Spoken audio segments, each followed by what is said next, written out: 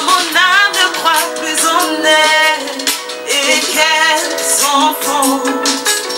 Mon esprit se demande pourquoi tant de douleur. Alors tu me dis dans ta douceur, j'ai fait de toi une créature merveilleuse. Oh Seigneur. Alors tu me dis dans ta douceur, j'ai fait de toi une créature merveilleuse. Réveille-toi, réveille-toi, lève-toi mon âme. Ton Dieu ne t'a jamais laissé. Seigneur, tu ne nous as jamais laissé tomber. Tu ne nous as jamais laissé tomber, Seigneur. Ton amour dépasse l'entendement.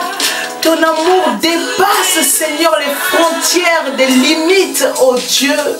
Tu ne nous as jamais, au grand jamais, laissé tomber.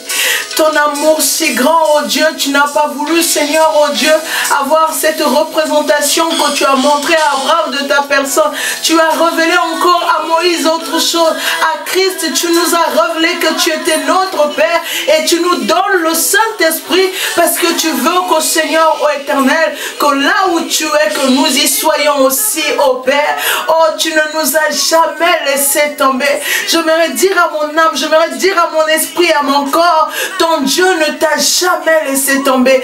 Ton Sauveur, ton Créateur ne t'a jamais, jamais, au grand jamais laissé tomber. Seigneur, je te loue, oh Dieu.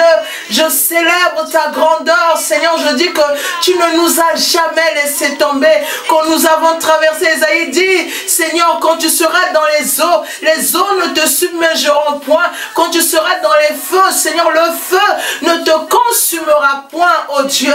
Parce que toi, oh Éternel, tu ne nous abandonnes pas.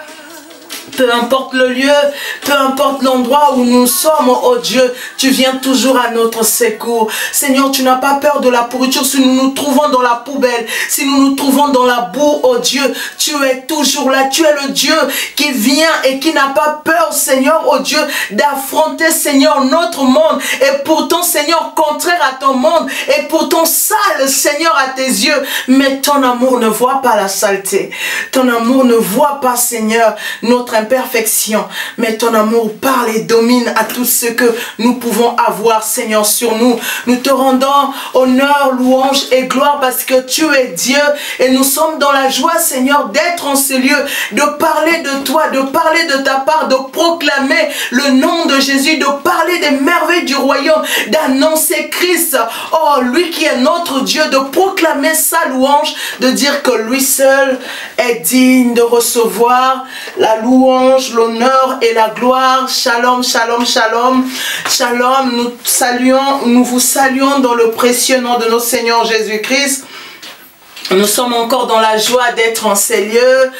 Nous bénissons le Seigneur pour cette opportunité qu'il nous donne de parler de sa part. Alors, sans plus tarder, je nous invite dans le livre de Philippiens 3. Dans le livre de Philippiens 3, à partir du verset 19, je vais lire pour nous. La Bible dit ceci. Leur fin, c'est la perdition. Leur Dieu, c'est leur ventre. Ils mettent leur gloire dans ce qui fait leur honte. Ils ne pensent qu'aux choses de la terre. Pour nous, notre cité est dans les cieux. De là, nous attendons comme sauveur le Seigneur Jésus-Christ qui transformera notre corps humilié en le rendant semblable à son corps glorieux par le pouvoir efficace qu'il a d'assujettir toutes choses. Waouh! Quelle parole! Alors, c'est notre troisième journée où nous parlons sur, je dirais pas journée, troisième module, si on peut dire ainsi, module où nous parlons sur les enjeux.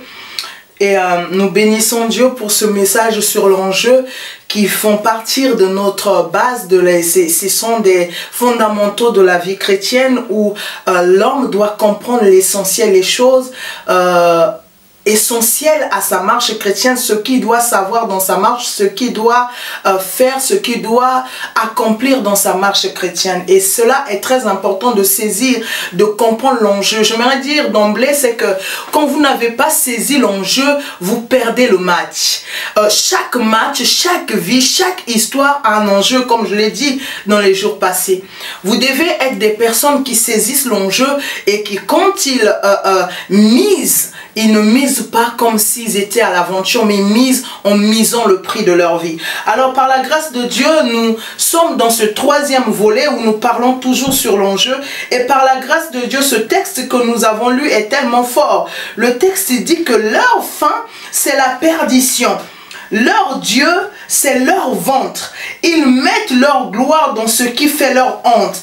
Ils ne pensent qu'aux choses de la terre. Waouh! Ils ne pensent qu'aux choses de la chair. C'est l'apôtre Paul qui est en train de parler, d'exhorter les Philistins. Les Philippiens plutôt. Une chose, j'ai compris que quand on parle de l'enjeu, quand on met une mise, il y en a qui mettent une mise qui est énorme, qui apparaît énorme aux yeux de tous. Mais quand vous avez mis votre mise, les gens ont besoin de voir votre conduite, de lire dans votre conduite pour voir si vous bluffez ou encore si votre mise a vraiment va de pair avec les convictions ou avec ce que vous possédez.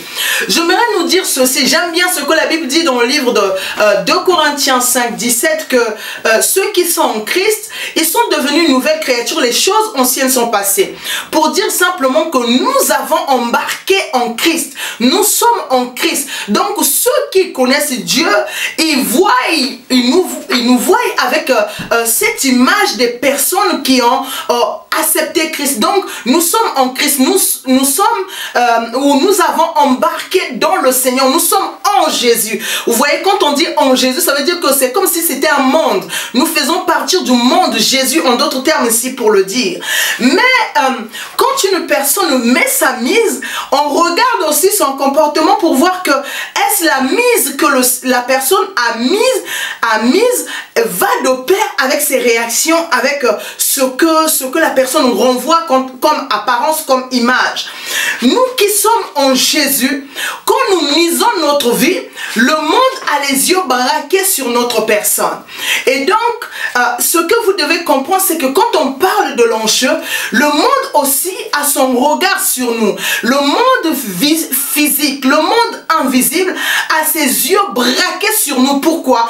Pour regarder si ce que nous prétendons dire va de pair avec l'apparence que nous donnons. Ce que vous devez savoir, bien aimé, c'est que beaucoup bluffent dans cet enjeu avec le Seigneur. Beaucoup bluffent quand ils disent que j'ai donné ma vie au Seigneur, mais ce n'est que du bluff. Or, une personne qui bluffe, c'est une personne que dans son apparence, la personne laisse croire qu'elle a toutes les cartes en main et que la personne elle dit que ce qu'elle a, elle peut mettre son coup, elle peut se donner complètement, mais les autres, les personnes qui le voient, croient qu'en misant une telle somme, la personne a certainement les bonnes cartes qui le feront gagner. Mais ce que les gens ne savent pas, c'est que certains n'ont pas les bonnes cartes, mais ont juste mis la mise, ils ont juste parier de sorte que les autres croient. C'est juste pour renvoyer une image des personnes qui ont quelque chose, mais au fond d'eux, ils n'ont absolument rien. Par là, qu'est-ce que je veux dire? Par là, je veux dire que l'apôtre Paul, il est en train de dire que leur fin est déjà prononcée. Les personnes qui montrent à une apparence qu'ils appartiennent à Dieu, mais au fond, ils n'ont pas Dieu. Ils n'ont pas le Seigneur. Ils ne sont pas porteurs de Dieu. Ils ont pour Dieu leur ventre. Alors, je voudrais dire que la personne qui mise et qui bluffe a tendance à faire croire que je sais ce que je fais et j'ai confiance en ce que je fais. Je ne doute pas en mes capacités. Je ne doute pas à ma mise. Et pourtant, la personne bluffe. Et c'est... Beaucoup de gens bluffent dans leur vie chrétienne. Quand tu vois l'image d'une personne pieuse. Quand tu vois l'image d'une personne qui est bien, qui connaît ce qu'il dit, qui maîtrise son sujet, qui maîtrise ses propos. Mais en réalité, la personne bluffe. La personne vous donne simplement l'apparence l'apparence. Mais derrière ce que vous ne savez pas, c'est que la personne travaille pour son ventre, il ne travaille pas pour son éternité, il ne travaille pas pour sa vie future, il ne travaille pas plutôt elle ne travaille pas pour le Seigneur, elle ne travaille pas pour la parole de Dieu, elle travaille pour son ventre, comme on vient de le dire dans le livre de Philippiens 3, le verset 19. La personne travaille pour son ventre. Et ça, il y en a plein. Jésus, dans les jours de sa chair, nous a dit, faites attention aux faux prophètes. Beaucoup viendront en mon nom. Ils diront des choses, mais ce sont des faux. Il dit que même l'ennemi viendra dans le lieu saint et il va donner une image. Il va plutôt donner une apparence d'une personne pieuse. Mais ne suivez pas ça. Derrière ou encore à cette image que vous voyez, je ne suis pas.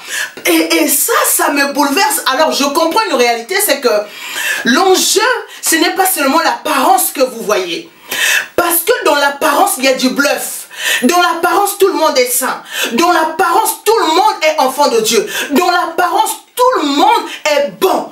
Mais le problème, c'est pas le bluff ou les images que je renvoie comme personne, mais ce qui est important, ce que les autres doivent savoir de moi, c'est pas l'image que je renvoie, mais c'est mon intérieur. C'est ce qui est caché, c'est ce qui est plus important que ce que j'envoie comme image.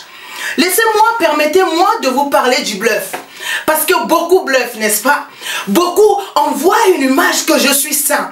Beaucoup, moi, je me souviens quand j'étais encore jeune, et dans notre marche, dans la jeunesse où on était, on avait des sœurs, quand on avait décidé au nom de l'église de faire des jeûnes de 40 jours où on prenait le temps d'intercéder et autres. Et j'avais une sœur qui, quand elle revenait de l'école, tous, par son apparence, croyait qu'elle était en jeûne.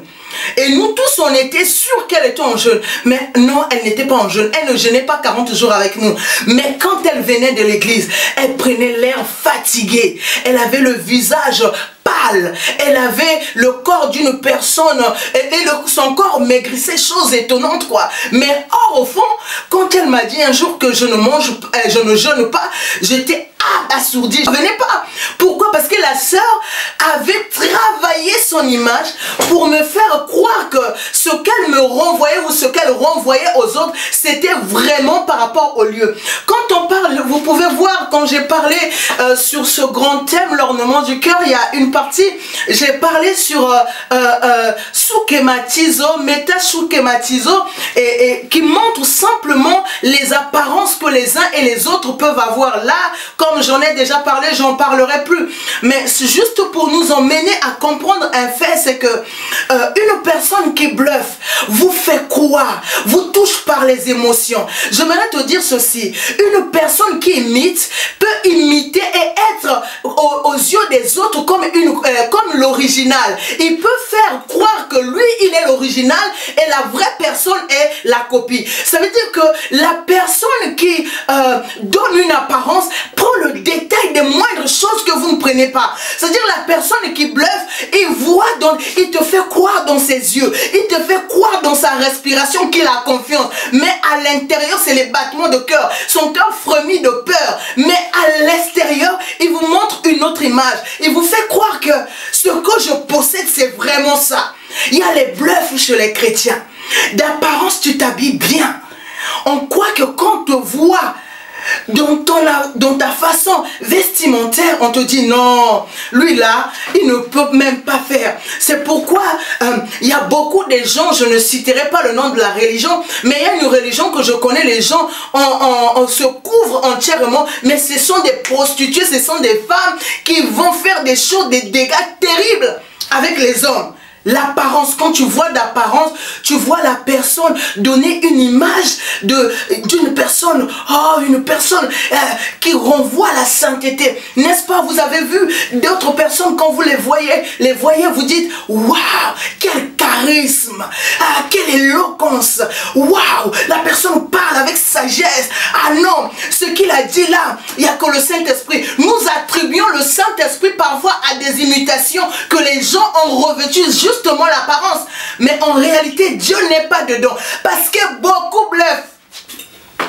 Beaucoup bluffent. Une personne ne médite pas, va seulement sur internet, écoute une prédication et il vient devant vous. Dieu m'a parlé. C'est du bluff. Et quand vous dites, ah oui, lui il dit toujours la vérité, mais tu ne sais pas quelle a été sa source, où la personne a été chercher ces choses. Beaucoup bluffent dans leur marche chrétienne. Beaucoup pensent que l'enjeu de l'éternité dépend du bluff. Je viens nous dire que ce n'est pas parce qu'on a bluffé que les gens vont acclamer que Dieu a acclamé. Dieu n'acclame pas ceux qui bluffent. Dieu acclame ceux qui mettent l'enjeu sur la table. La Bible me parle dans le livre de 1 Samuel 2 à partir du verset 13, si je ne me trompe pas, vous voyez, on parle des enfants d'Élie, le sacrificateur. Les enfants d'Élie avaient une particularité, c'était quoi? C'était d'avoir la fourchette à 3 dents. Et avec leur fourchette à 3 dents, quand quelqu'un venait faire le sacrifice, devant la personne venait pour faire son sacrifice. Mais pour les enfants d'Élie, c'était leur gagne-pain. Ils mettaient leur fourchette à 3 dents et quand ils retiraient, ils retiraient les morceaux qu'ils voulaient, ils retiraient. Et les femmes ont été violées par eux, ils abusaient de tout le monde. Mais à la vue de tous, c'était les enfants du sacrificateur. À l'image de tout le monde, c'était les gens du temple. À l'image de tout le monde, c'était les personnes consacrées. À l'image de tout le monde, les personnes croyaient que eux aussi connaissaient Dieu. Alors que les fils d'Élie, c'était des bluffeurs. Ils étaient là juste pour bluffer, pour montrer que eux aussi ils avaient Dieu. Combien d'autres, je ne dirais pas d'entre nous parce que je ne pense pas bluffer, mais combien bluffent? Combien bluffent en faisant croire qu'ils ont Dieu? Combien bluffent? Aujourd'hui, c'est devenu à la mode de ne pas montrer sa faiblesse. C'est comme si montrer une faiblesse, c'était quelque chose de tellement insultant. Bien aimé, parfois il faut revenir à la source.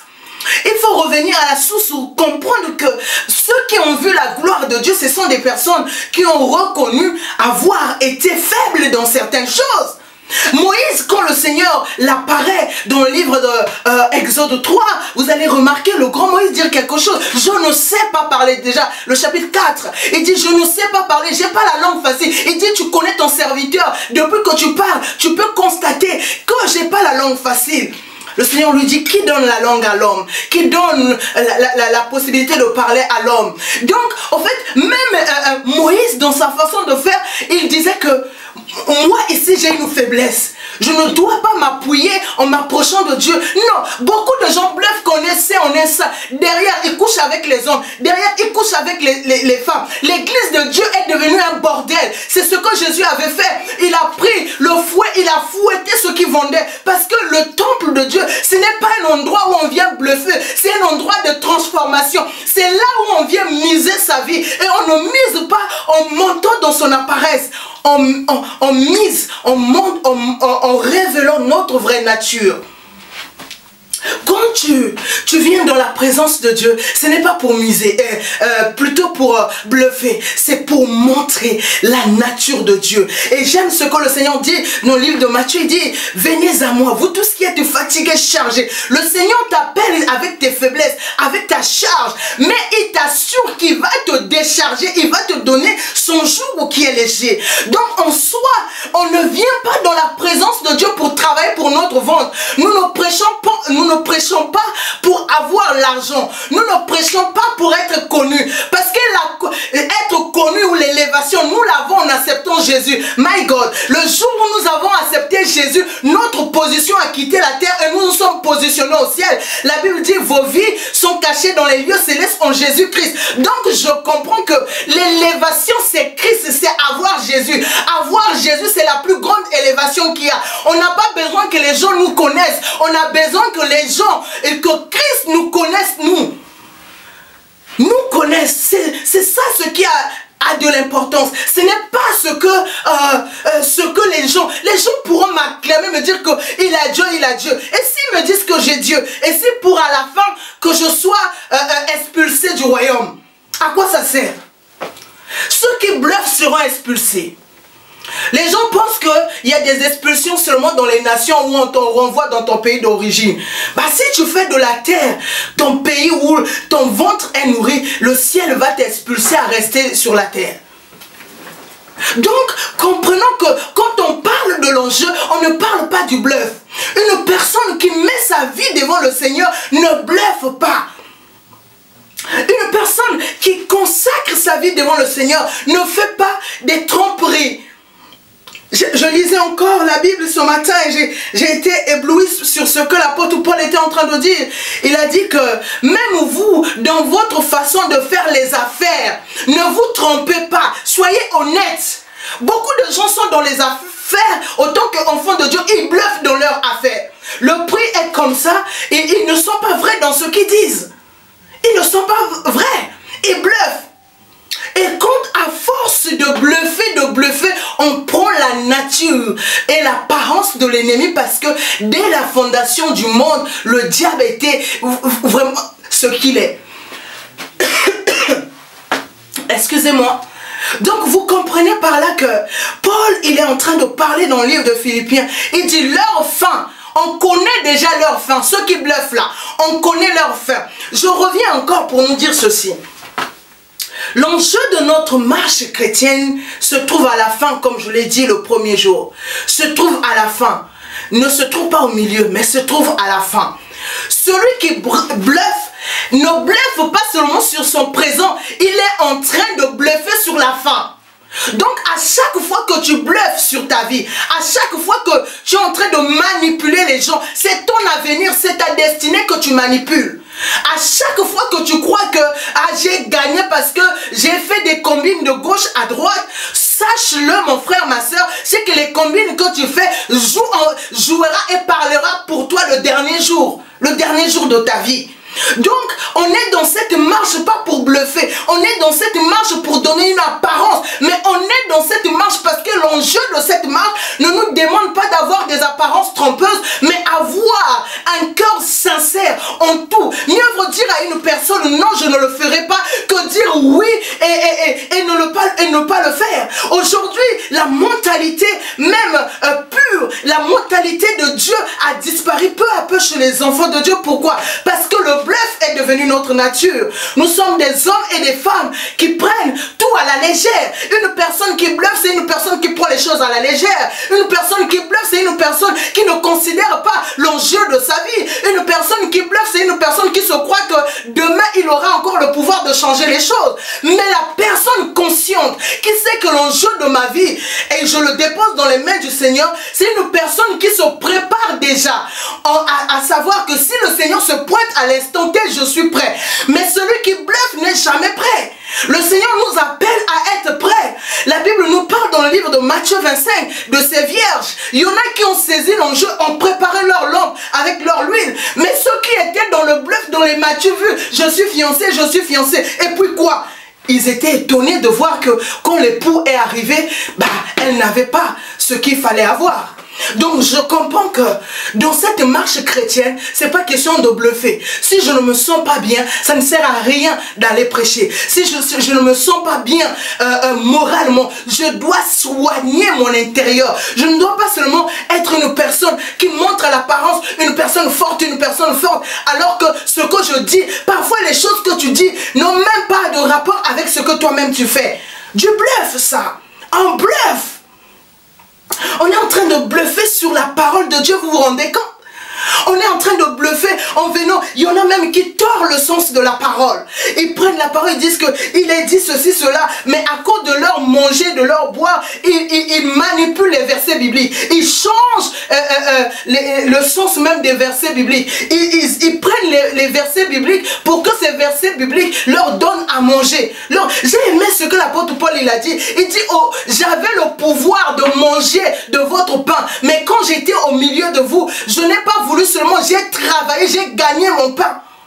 Vous voyez un peu, il a le droit, mais il ne fait pas pour que ce qu'il a misé, qu'une personne ne dise pas que non, ta mise, c'est par rapport à moi, Non, nous devons être des hommes et des femmes qui contrôlent leur mise, qui contrôlent leurs enjeux, pas en bluffant, bien-aimé. Je suis venu dire ce soir, ce matin, que tu n'es pas là pour bluffer. Ta vie chrétienne n'est, on dit quoi, une bluff, un bluff, hein? Donc voilà, vous n'êtes pas là pour bluffer, bien-aimé. Tu n'es pas là pour bluffer. Tu n'es pas là pour nous montrer des apparences. Tu Il y en a qui prient. J'ai constaté que beaucoup prient, non, beaucoup quand ils sont à l'église. Ils prient 2 heures du temps, tu les vois à genoux, Quand ils sont chez eux à la maison, 1 minute de prière, ils se lèvent. C'est fini la prière. C'est du bluff. Avant de venir nous manifester que toi tu tiens longtemps, sois aussi fixé à l'intérieur comme ce que tu nous montres. Ce que je veux nous dire, c'est que ne soyons pas seulement des gens qui montrent une apparence et qui ne le sont pas, mais soyons des personnes dans cet enjeu de la vie chrétienne, les personnes qui saisissent la vraie réalité des choses, que le bluff n'a pas la place dans notre vie. Nous devons être des personnes qui sont vraies, qui sont authentiques dans notre façon de faire. Nous devons être des personnes, quand je positionne, quand je fais mes œuvres, je suis vrai dans ce que je fais. Quand je dis que j'aime Dieu, mais j'aime réellement Dieu. Quand je dis que je vais faire telle chose, je le fais entièrement, mais pas en bluffant, pas en montrant une image. Nous n'avons pas reçu Jésus-Christ pour montrer une image de ce que nous ne sommes pas. Nous avons reçu le Seigneur Jésus-Christ pour montrer l'image de Christ au monde. Nous ne sommes pas là pour montrer une image ou une apparence quelconque qui fait croire que nous avons Dieu. À quoi ça sert d'avoir les poussières de Dieu ou d'avoir l'odeur de Dieu que d'avoir Dieu lui-même? Il est préférable d'avoir Dieu lui-même que d'avoir une odeur quelconque. Aujourd'hui, je peux frotter quelqu'un. J'ai mes enfants, je peux les toucher et avoir leur parfum. Si quelqu'un me sent avec le parfum de mes enfants, la personne peut croire que c'est mon parfum. Mais un parfum que moi-même j'ai fait, que moi-même j'ai constitué, c'est différent avec le parfum que j'ai touché d'une personne. Aujourd'hui, qu'est-ce qui se passe? Nous, on touche un homme de Dieu, on écoute la parole d'un homme de Dieu, on écoute l'enseignement d'un homme de Dieu, on effrôle la grâce d'un homme de Dieu, et on vient, on parle du Dieu de ce qu'on a effrôlé, mais on ne parle pas de notre Dieu, le Dieu de notre expérience. Arrêtons de bluffer, bien-aimés. Arrêtons de bluffer, d'effroler des choses et de dire que c'est nous. Il y a des tendances. Moi, je me dis, si nous, on saisit l'enjeu de l'éternité, si on saisit que Jésus-Christ revient bientôt, si on saisit, bien-aimés, que dans cet enjeu, nous devons mettre ce qui est de nous, on ne jouera plus. On ne fera plus les choses à la légère. On ne bluffera plus. On ne donnera pas une apparence trompeuse. On ne parlera pas de Christ. C'est bien que les gens parlent de Christ. On ne dit pas non. Le censé, c'est que le nom de Dieu soit répandu dans l'humanité. Mais à quoi ça nous sert, comme j'ai dit la dernière fois plutôt, de parler de Christ et de hériter l'enfer? À quoi cela nous sert? Et vous êtes conscients, il y a des personnes qui sont conscientes, qui sont en train de bluffer. Mais même si on les attrape comme ça, c'est comme un voleur qu'on attrape en train de voler. Il dit non, ce n'est pas moi. Une personne qui vole, on l'attrape, on dit que là tu as volé. La personne, je te jure, ce n'est pas moi. Beaucoup bluffent. Mais quand on les saisit, il n'y a même plus la repentance. Je viens te dire que si tu avais l'habitude de bluffer, de montrer une chrétienté qu'au fond tu n'y es pas, que tu n'es pas, alors répands-toi, reviens. Le Seigneur est toujours capable. Le Seigneur est là, il attend que ça. Il a dit dans sa parole que si j'ai 100 brebis, j'en ai un de perdu, je laisserai les 99 pour aller chercher celui qui est perdu. Donc Dieu attend simplement que tu te répandes. Le Seigneur attend simplement que tu reviennes à lui. Le Seigneur veut simplement que tu reviennes à la maison comme le fils prodigue. Le Seigneur veut que tu te répondes, que tu laisses le bluff. Les enfants de Lie sont morts, pourquoi? Parce que, bien aimé, les enfants de Lie sont morts, pourquoi? Les enfants de Lie sont morts parce qu'ils n'ont pas voulu se repentir, n'ont pas voulu changer de nature. Ils sont morts dans leur bluff. Leur bluff les a conduits à la mort. Vous savez, une chose qui est difficile, c'est que l'homme, la notion de la difficulté dans la tête de l'homme, c'est une notion qui ne passe pas. Pourquoi? Parce que quand on entend le mot difficulté, on entend douleur. Donc comme l'homme n'aime pas la douleur, peu importe quand la douleur se présente sous différents angles, les hommes refusent automatiquement. Mais oublions que les bonnes choses sortent des choses douloureuses. C'est lorsqu'on a passé, Christ est devenu notre sauveur. sauveur parce que Christ a supporté la difficulté, parce que Christ a supporté la douleur, parce que Christ a porté le poids. Donc la difficulté t'introduit dans une gloire. Quand vous prenez votre vie comme une mise, à la fin vous récoltez la gloire. Lisez ce que le Seigneur a dit aux 7 églises de l'Apocalypse. Celui qui vaincra, je le ferai asseoir à ma droite. Celui qui vaincra, je donnerai une robe blanche. Celui qui vaincra. Les choses sont données à ceux qui ont supporté la douleur. Les choses ne sont pas données à ceux qui bluffent. Les choses ne sont pas données aux bluffeurs internationaux. Mais les choses sont données à ceux qui acceptent la douleur, à ceux qui prennent l'enjeu de leur vie et qui acceptent la douleur, qui acceptent la difficulté. J'aimerais te dire ceci, bien-aimé, c'est que la difficulté t'emmènera dans les sommets que les choses faciles ne pourront jamais t'emmener. Les choses faciles t'emmènent à la mort, alors que les choses difficiles t'emmènent à l'excellence. J'aimerais te dire ceci, l'enseignement que le désert te donne n'est pas l'enseignement que la foule ou encore la ville te donne. La ville te donnera à manger. La ville, une personne qui a été dans la difficulté dans le désert reconsidère les choses, alors qu'une personne qui a vécu, regardez, une personne qui a vécu dans le désert peut vivre à la ville et tranquillement, mais une personne qui a vécu dans la ville ne supportera pas le désert. Alors mieux vaut supporter l'enjeu de se mettre totalement en Christ que par contre de se laisser le temps seulement au bluff.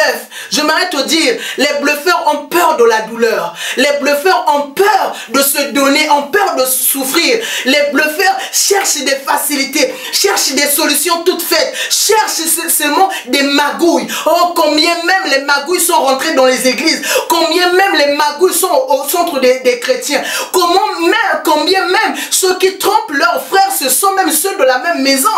Comment on peut imaginer ça? Le bluff, tous aujourd'hui sont les personnes qui se déguisent. Tous se déguisent. Parce qu'un bluffeur a l'art de se déguiser. Une personne qui bluffe, c'est-à-dire que son essence, c'est la déguisation. C'est-à-dire qu'il se déguise entièrement, complètement. Quand il est parmi les saints, il est saint. Parce qu'il sait se déguiser en saint. Ça, c'est les bluffeurs. L'art des bluffeurs, c'est ça. Peu importe l'endroit où tu l'emmènes, il devient caméléon dans cet endroit. Vous savez, bien aimés, des personnes qui bluffent sont très dangereuses. Sont très dangereuses. Une fille, une jeune sœur peut bluffer en faisant croire à un frère que vraiment je suis épris de toi, moi je ne peux pas vivre sans toi. Mais derrière, dans sa tête, dans ses pensées, le frère c'est un roue de ses coups. Il bluffe avec ce frère, il bluffe avec ce frère. Il a au moins 5 frères sur lesquels qu'elle ne fait que bluffer. Il y a aussi des frères.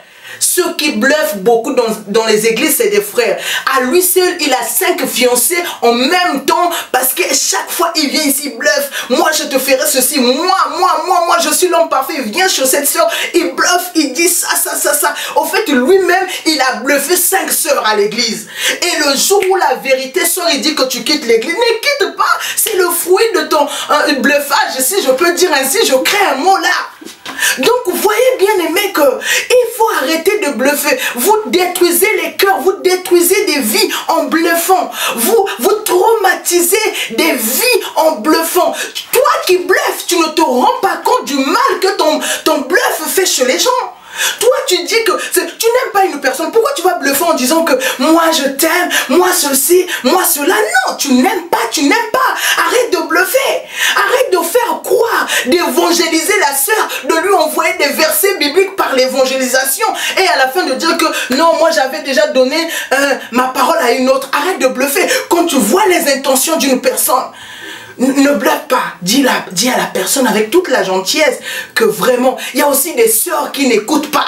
Même si le frère lui a dit que mais j'ai rien, la sœur va aussi bluffer à son sens que la personne choisie là-bas, elle est mauvaise, mais moi je suis la bonne. Et là, la personne va montrer le bon comportement, va même aller dans ta famille, va commencer à faire les cadeaux. Mais quand cette personne va rentrer à la maison, elle enlève son déguisement, elle enlève son son masque, elle enlève tout ce qui était de gentil. Mais quand elle va commencer à te montrer son vrai visage, même le lion est gentil, même les tigres sont gentils. Et quand il va commencer, il ou elle va commencer à te montrer sa vraie nature, là tu dirais que mais tiens, même le diable est gentil. Parce que ceux qui bluffent dépassent même le diable en méchanceté. Ceux qui bluffent dépassent le diable même dans la méchanceté, dans leur façon de faire les choses. Ne bluffez pas, parce que le bluff détruise pas seulement la vie des autres, mais détruise aussi votre éternité. Prenez les choses.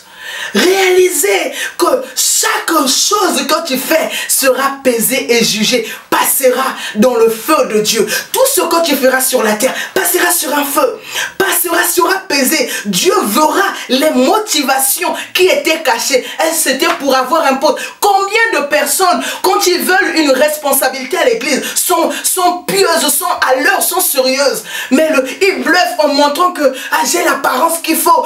Beaucoup même se disent que le poste là ne va pas à tel, me va. Parce qu'il a donné tellement, il a bluffé par son image, il se dit que non, ça ne réussit pas à l'autre, ça me réussit à moi. Même dans les emplois, moi je l'ai vu, dans le milieu séculier. Des personnes, quand ils cherchent une promotion, même si tu lui dis tu restes 2 heures de plus, il ne va pas bouder. La personne ne va pas bouder.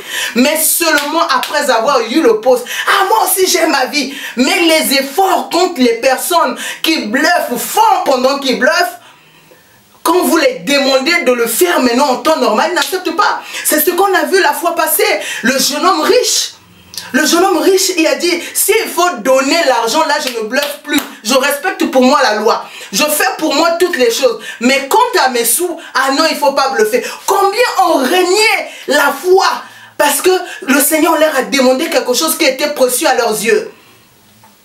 Comment Combien on dit, Seigneur, j'abandonne tout parce qu'on t'avait simplement dit que supporte, même si le frère t'insulte. Supporte, même si la sœur ne te comprend pas encore. Prends sur toi. Ah non, moi aussi je suis bien-aimé. Ceux qui bluffent ne vont nulle part, restent sur la terre. Ceux qui sont authentiques vont plus loin que la terre. Tu veux aller plus loin avec Dieu. Vous savez, les enfants d'Élie, leur gros problème des enfants d'Élie, c'était le bluffage. Comme je vous ai dit, j'ai fondé un mot là, vraiment, le bluffage, si je peux dire ainsi. Les enfants d'Élie, leur problème, c'était ça. Ils montraient que quand les gens... Mais j'ai aussi pas compris que les gens venaient toujours faire les sacrifices. Parfois aussi, le problème, c'est les hommes. Vous savez que la personne monte. Il y a des personnes comme ça, nous on se rend compte qu'elle monte. Toi-même tu sais que la personne est en train de mentir. La personne elle-même, elle sent aussi que tu sais qu'elle ment. Mais parfois on ne lui dit pas qu'on sait que tu mens, on le regarde. Parfois beaucoup de personnes ne savent pas que nous connaissons leurs mensonges et leurs bluffs plus que même eux-mêmes. C'est comme Satan, Dieu connaît les bluffs de Satan. Mais Dieu laisse Satan parler. Et il y a des personnes, quand on les voit bluffer, on les laisse bluffer. On les voit mentir, on les laisse mentir. Le problème des enfants d'Élie, c'est qu'ils ont continué pas seulement à bluffer, à planter leur fourchette à 3 dents, mais ce qu'ils ignoraient, c'est que tout ce qu'ils faisaient au peuple touchait à Dieu. Tout ce qui faisait au peuple toucher à Dieu. Donc quand tu bluffes, ce n'est pas seulement envers les hommes. Jésus a dit, tout ce que vous avez fait à ces hommes-là, tout le pain, la prison, quand vous avez été visiter une personne, c'est à moi que vous l'avez faite. Donc on peut prendre aussi le même contexte en disant que tout le mal que vous faites aux hommes, c'est ce que Dieu a dit à Paul. Il a dit, Paul, pourquoi me persécutes-tu? Donc le mal que Paul était en train de faire à l'église, c'était à Christ qu'il était en train de faire. Donc ceux qui bluffent, ne bluffent pas seulement envers les gens qui détruisent, ils bluffent aussi en faisant du mal au Seigneur.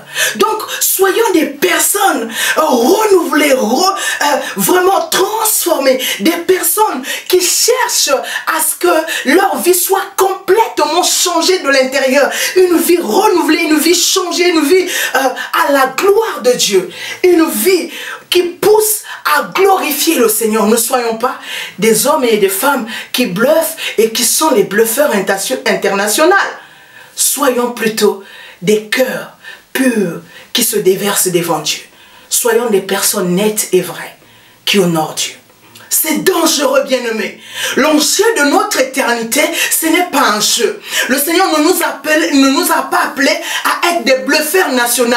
Le Seigneur ne nous a pas appelés à être des bluffeurs internationaux. Le Seigneur ne nous a pas appelés à bluffer dans les églises. Le Seigneur nous a appelés à une transformation de vie, à une vie nouvelle dans le Seigneur, à une vie qui est transformée, complètement transformée. Vous entendez, bien-aimés? Donc, je crie tous les jours que le Seigneur m'emmène à le connaître, lui, le véritable Dieu, à le connaître, à marcher chaque jour avec lui, et non à bluffer, à montrer une image d'une personne que je ne suis pas. J'aime Jésus, mais j'aime Jésus, mais mon corps, mon esprit aime encore plus Jésus que ma bouche peut le dire. Une personne qui bluffe cherchera à déguiser son apparence, à changer, à donner une image de ce qu'elle n'est pas. Parce que le bluff, une personne qui bluffe a son ami intime qui s'appelle le déguisement. Et quand il se déguise, la personne qui vient ensuite, ça s'appelle le mensonge. Vous voyez, un péché emmène vers un autre péché.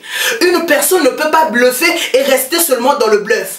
Quand tu bluffes, tu as ta meilleure amie qui s'appelle le déguisement. Le déguisement est obligé engendre le mensonge. Et le mensonge engendre la tromperie. Et donc vous voyez, ça part. C'est comme les maillons d'une chaîne. Donc, il faudrait que dans nos pensées, que nous ayons cette pensée, cette mentalité de ne pas être des bluffeurs. Quand tu aimes Dieu, aime-le totalement, sans condition, aime-le. Parce que la fin nous témoignera si on a été des bluffeurs ou pas. La fin de notre marche chrétienne nous dira si on a été des bluffeurs ou si on a été réellement des enfants de Dieu. On bluffe trop. Arrêtons de bluffer. Arrêtons d'être des porteurs de fourchettes à 3 dents comme les enfants d'Élie. Mais soyons transformés par le renouvellement de l'intelligence. Offrons nos corps comme des sacrifices vivants, ce qui seront de notre part un culte raisonnable. Offrons nos vies à Christ. Offrons nos vies à Christ. Donc, je prie à ce que ce message ne soit pas pour te pousser à te culpabiliser, mais que ce message t'emmène à une transformation. Que ce message t'emmène vraiment à changer ta mentalité, à changer, à ne pas être un bluffeur. Je ne suis pas meilleur que toi, mais nous aspirons à être agréables aux yeux de Dieu. Je ne pense pas être meilleur que qui que ce soit, mais j'aspire et j'aspire encore que ma génération soit la génération des amoureux de Dieu. J'aimerais te dire que si tu as dérivé dans ta marche chrétienne, ce n'est pas trop tard. Reviens sur le chemin et reconsidère les choses, reconsidère que la plus grande chose que tu dois obtenir de la vie, c'est Christ. La plus grande chose que tu dois obtenir de la vie, c'est Christ, pas autre chose qu'au Christ. Alors, je te prie de te lever là où tu es. Levez-vous, vous qui êtes là, on va prier. On va prier, alléluia. Éternel, notre Père, notre Dieu, nous te rendons tout l'honneur. Nous te disons merci encore pour ta parole qui est la vie. Je crois que tu m'as parlé encore, Seigneur. Je crois que tu m'as parlé. Je crois que ce message, Seigneur, oh Dieu, c'est comme une sonnette d'alarme dans mon esprit pour que je ne sois pas une personne qui écoute pour le plaisir d'écouter, mais que je sois une personne, Seigneur, qui écoute pour mettre en pratique. Nous ne voulons pas une génération qui travaille pour notre ventre. Nous ne voulons pas être ceux qui viennent piller dans l'offrande qui est dédiée à Dieu. Nous ne voulons pas ramener la louange de Dieu à nous, mais nous voulons ramener les cœurs à Christ. Nous voulons être des serviteurs, Seigneur, désintéressés, des serviteurs qui ramènent la gloire à Christ. Seigneur, nous te rendons honneur et gloire. Nous te disons merci pour ta grâce, merci pour ce moment, merci, Seigneur, de toucher une personne. Si c'est la première fois que tu n'as jamais reçu Jésus-Christ dans ta vie comme Seigneur et Sauveur, je prie que par cette vidéo, que tu fasses cette prière avec moi. Dis, Seigneur Jésus, répète ces paroles après moi. Seigneur Jésus, je te reçois comme Seigneur et Sauveur. Montre-moi le chemin qui mène à toi. Fais-moi voir comment être agréable à toi. Seigneur, merci pour mes péchés que tu as effacés. Merci parce que tu as porté le prix de ma vie à la croix, Seigneur. Merci pour la restauration de mon être. Merci pour tout ce que tu as effacé, parce que ta parole le dit. Si une personne est en Christ, la personne est devenue une nouvelle créature. Les choses anciennes, Seigneur, sont passées. Voici, toute chose est devenue nouvelle. Seigneur, je prie que ma vie soit transformée par toi. Éternel, que si jamais une personne fait cette prière, je demande au Saint-Esprit de ne pas le lâcher, d'être son enseignant, d'être la personne qui parle, Seigneur, nuit et jour, en lui, en elle, dans le nom puissant de Jésus. Nous avons ainsi prié. Nous disons Amen. Soyez bénis. À la prochaine.